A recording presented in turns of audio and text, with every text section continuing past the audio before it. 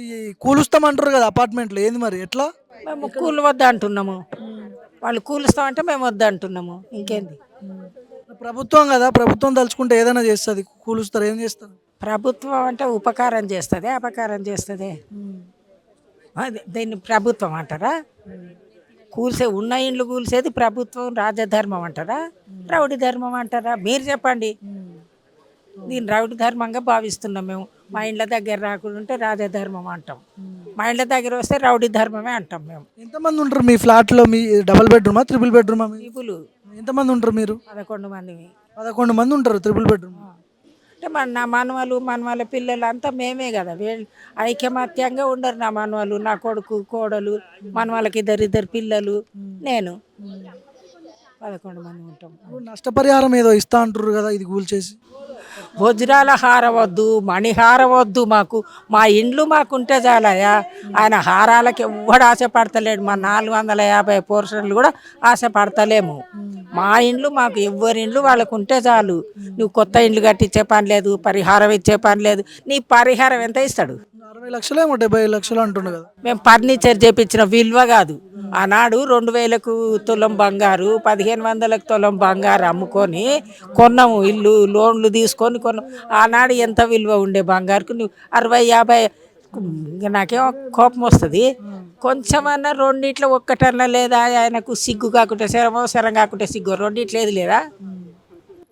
Development అంటారు కదా, development చేస్తా అంటుండు. డెవలప్మెంట్ చేస్తావు? ఏం డెవలప్మెంట్ చెప్పు? మూసి బాగు చేస్తా అంటుండు, అందులో ఉన్న మురికిని తీసేస్తా అంటుండు. సంతోషమే, మేము కూడా సంతోషపడతాము. మాకు కూడా వాసన రాకుంటుంది, దోమలు రాకుండా ఉంటామని మేము సంతోషపడతాం. నువ్వు వద్దంటున్నావా? మేము అడ్డుపడుతున్నావా? అన్నా చెయ్యకయ్యా అని పూడికేది మంచిగా గోడలు కట్టు, మాకు నీళ్ళు వస్తావు అంటున్నావు కదా. నీళ్ళు రానే రావు, రానే లేదు, రానే రావు కూడా. నీకు అంత డౌట్ మా మీద చాలా ప్రేమ ఉంది. అందరికి ఇదివరకు వచ్చిన వాళ్ళకి అందరికి ఆవగింది అంతుంటే ప్రేమ, ఈయనకు గుమ్మడికాయ అంతుంది మా మీద ప్రేమ, మామూలుగా లేదు. అందుకే గోడలు కట్టివని చెప్పు. మూసీలో ఉన్నాయంట మీ బిల్డింగ్లన్నీ, మూసీలు ఉన్నాయి, అందుకనే కూల్ చేస్తున్నామని చెప్తున్నారు. ఎవరికి లేని తెలివి ఈయనకే ఉందే. ఇంతవరకు ఎంతమంది ముఖ్యమంత్రులు వచ్చిపోయినరు? వాళ్ళకి తెలియదా మూసీలో ఉన్నదో మునిగిపోతున్నదో? వాళ్ళకి తెలియదా? ఈయనకొక్కనికే తెలుసా? ఈయనకొక్కనికే జ్ఞానం ఎక్కువ ఉందే? ఎక్కువ చదివిండా? వయసు ఎక్కువ ఉందే? ఏంది ఎక్కువ ఉంది? నాకు అర్థం కాదు. ముఖ్యమంత్రిది కూడా మీ మహబూబ్ నగర్కి సంబంధించిన, మీరు మహబూబ్ నగర్ అంట కదా? అవును, మాది మహబూబ్ నగర్. ఆయన కొండరెడ్డిపల్లె. మహబూబ్ నగర్ అంచనా ఊరు మాది, కమలోద్దీన్పూర్ అని ఊరు మాది. మీ ఏరియా అయినా, మీ ప్రాంతం అయినా మరి? మా ప్రాంతం ఆయన అందుకే నన్ను అడిగి దొలకపోయింటే బాగుండే, అడుగుతుంటే అని అనుకుంటుండే. మా ప్రాంతం ఆయనవే కదా నాయన నువ్వు, మనకే ద్రోహం చేస్తే ఎట్లా? ఎవరికి కూడా చేయకూడదు. రాజధర్మం ఇది. రౌడీ ధర్మం, రౌడీ పాలన చెయ్యకు, రాజపాలన చెయ్యి. మంచి పేరు తెచ్చుకో. చిన్నగా ఉన్న వయసునిది, చిన్నతనంగా వచ్చిన ముఖ్యమంత్రి అయ్యి మంచి పేరు తెచ్చుకో నాయన అని అంటున్నాను నేను.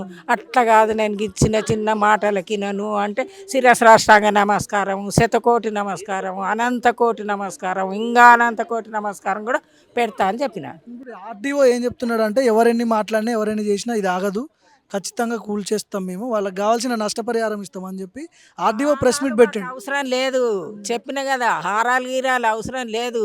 నువ్వు వాళ్ళని వీళ్ళని తోలుకొచ్చి ఇవన్నీ ఖర్చులు పెట్టి అవసరం లేదు. విషం కలుపు నీళ్ళల్లో అందరం హాయిగా పండుకున్నతో పోతామని చెప్తున్నాం కదా. పైన వాటర్ ట్యాంకులో అపార్ట్మెంట్ మీద వాటర్ ట్యాంకులో అపార్ట్మెంట్లలో కలుపు, అందరం పోతాం హాయిగా. రాజ్యం వెళ్ళు నువ్వు. ఎవరైనా పేరు ప్రఖ్యాతి వస్తుంది, నీకు మంచి పేరు వస్తుంది. మా పిల్లలు, చిన్న పిల్లలు, అది కూడా వేడుకొని చెప్పిన, నాయన నీకు చిన్న పిల్లలు నీ మనవలలాక అనుకో, కొంచెం పెద్దగా ఉన్నోళ్ళని నీ కొడుకులాక అనుకో, ఇంకా పెద్దోళ్ళని తమ్ముళ్ళలాక అనుకో, నాలాంటి వాళ్ళని తల్లులలాక అనుకో నాయన. మా బిల్డింగ్ల దగ్గర నువ్వు రాకు, మమ్మల్ని ఇబ్బంది పెట్టకు నాయన అని అంటున్నా. ఏ విధంగా చెప్పాలో ఆ విధంగా అడుక్కుంటారు. కాదు ఇవన్నీ సరిపోవు నాకు, ఈ రకంగా చెప్పుండ్రి అంటే నువ్వు ఏ రకంగానో మ్యాటర్ ఆ రకంగా చెప్తాం. కానీ ఇండ్ల దగ్గర నువ్వు రాకు, ఇండ్లు మేము ఇడవము. ఇడవాలనుకుంటే ఒకటే ఇదే మార్గం. సస్తనే ఇండ్లు వదులుతాం, ప్రాణం ఉంటే మాత్రం ఇండ్లు వదులము. పోలీసులను పెట్టి మిమ్మల్ని అందరినీ తీసుకుపోయి లోపలేసి కూలుస్తాడు, ఏముంది, అది పెద్ద విషయం కాదు కదా. అంటే గవర్నమెంట్ తలుచుకుంటే అవును, గవర్నమెంటే. రాజు తలుచుకుంటే దెబ్బలకు కర్వా. వెనకటి నుంచి శాస్త్రం ఉంది, రాజు తలుచుకుంటే దెబ్బలకు కర్వా అని. ఆయననేమో దెబ్బలు కొడుతున్నాడు వెనకటి రాజు, ఈయననేమో సావులను చూస్తున్నాడు. మరి ఈయననే గొప్ప అనుకున్నాను కదా. ఇప్పుడు చిన్న గిట్టు పక్కల పెద్ద గిట్టు పెడుతుంటే అది పెద్దది అంటే పెద్ద గిట్టే పెద్దది కదా, మరి ఈయననే గొప్ప. ఇంకా ఇవన్నీ ఇంత ఇంత అరాచకం చేస్తున్నప్పుడు ఓట్లు ఎట్లా వేసిర్రు? ప్రజలు ఓట్లు ఎట్లా వేసిర్రు? నమ్మి నమ్మి ఓట్లేసినందుకు నమ్మినోడిని మోసం చేయకుండా నమ్మనోడిని ఎట్లా చేతు, నమ్మినోడనే కదా మోసం చేసేది. అయ్యా నువ్వు మంచోడవు అని చెప్పి నీ పక్కన కూర్చొని మాట్లాడుతున్నాను నేను నమ్మి నేను తెంచుకొని పోతా అంటే ఇక నేను ఎట్లా నమ్మినందుకే నీ పక్కన కూర్చున్నందుకు తెంపుకొని పోతా అంటే ఇక ఏం చేస్తాం చెప్పు. ఇట్లనే చేసుకుంటా పోతే మరి వచ్చే ఎన్నికల్లో దెబ్బ పడుతుంది బాగానే. ఆయననే ఎన్నుకుంటాం, ఆయననే అలా ఆయనే గెలిపించుకుంటారా? ఏడ ఉన్నా కూడా మేము ఏడ ఉన్నా కూడా నీవే రాని ఆయన కూలగొట్టని కానీ ఆయననే వేడుకుంటాం. ఆ. ఎందుకంటే ఈయనే బాగా చేస్తున్నావు పరిపాలన, మంచి రాజ పరిపాలన అంటే ఇదే.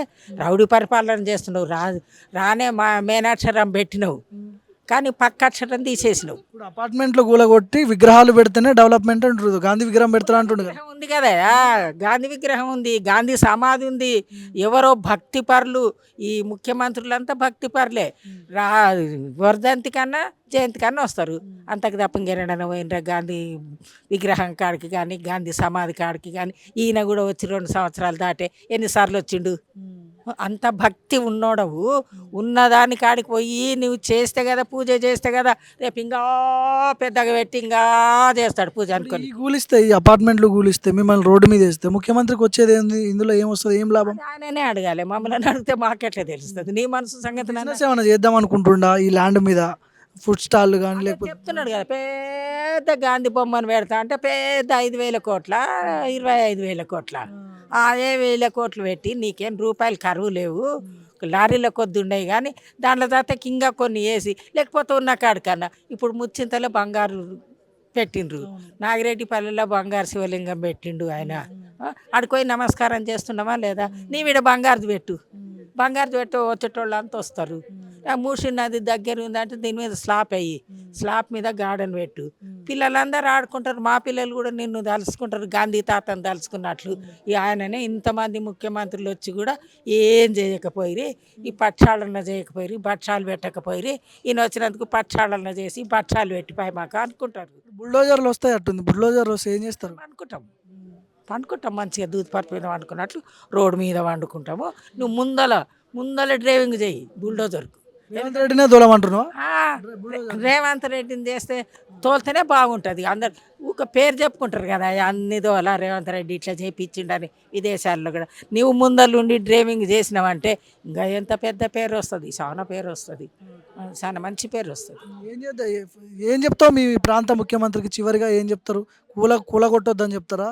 ఎట్లా? జోలికి నువ్వు రాకు, నీ జోలికి మేము రాము, మాకు ఉపకారం చెయ్యలేదు, చెయ్యకుంటే పోతుంది, అపకారం మాత్రం చెయ్యకయ్యా అని చెప్తా. కానీ కొంచెం మీ అమ్మ కూడా నాలాంటి వాళ్ళ అమ్మ కానీ ఆమెనన్నా ఆలోచించి చెప్పాలి, నాయన ఇటువంటి పాపం ఎందుకు కట్టుకుంటావురా, ఒక సీమను ఒక పురుగును చంపాలంటే మనసు ఒప్పదు, ఇంతమందిని ఎందుకు ఇబ్బంది పెడతావు అని భార్య కానీ కూతురు కానీ తల్లి కానీ చెప్పాలి. వాళ్ళు కూడా వాళ్ళకి నమస్కారం పెడుతుండ, నేను ఏమైనా తప్పు మాట్లాడితే క్షమించమని కూడా చెప్తుండా. తప్పు మాట్లాడితే కూడా క్షమించి, ఈయనను కూడా క్షమించని. మనిషి చిన్నోడైనా సరే ఓట్లేసేది మనమే, క్షమించమనేది అడిగేది కూడా మనమే.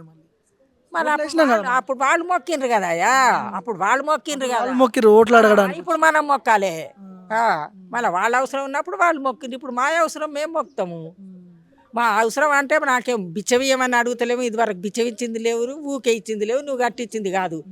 మేం కష్టపడి మా కష్టార్జితంతో నా అప్పులు చేసుకొని సిప్పలు తీసుకొని మేం కట్టుకున్నాము. మా దాంట్లో కాడికి నువ్వు రాకు, నీ జోలికి మేము రాము. అయ్యా 4,000 ఇస్తా అంటివి ఎందుకు ఇవ్వకపోతువు అని నిన్ను అడగలేదు. 2,500 ఇస్తా అంటివి గృహిణులకు, అవి ఇవ్వకపోతువు అని అడగలేదు. నువ్వు 2.5 సంవత్సరాల నాడు మాట ఇచ్చినావు. నువ్వు మాట మనిషి అని ఎవరు అనుకుంటలేరు కానీ నువ్వు చెయ్యకుండా పోతువు కానీ నిన్ను అడగలేదు. కానీ మన ఊకున్నట్లలా ఇంకా ఊకుంటారు, నేను ఇవ్వకుండా ఊకుండ్రి, నేను చెప్పినట్లు ఇండ్రి అని మా ఇండ్ల కాడికి వస్తే మాత్రం ఊకోకుండా మేమేం చేస్తాం? మాతో కత్తులు లేవు, కటారు లేవు, ఆయనతో అంటే అన్నీ ఉండవి, ఏం కావాలంటే అది చేస్తాడు.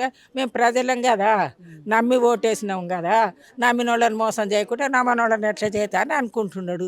అటువంటి ద్రోహం చెయ్యకని చెప్పుకుంటున్నాం.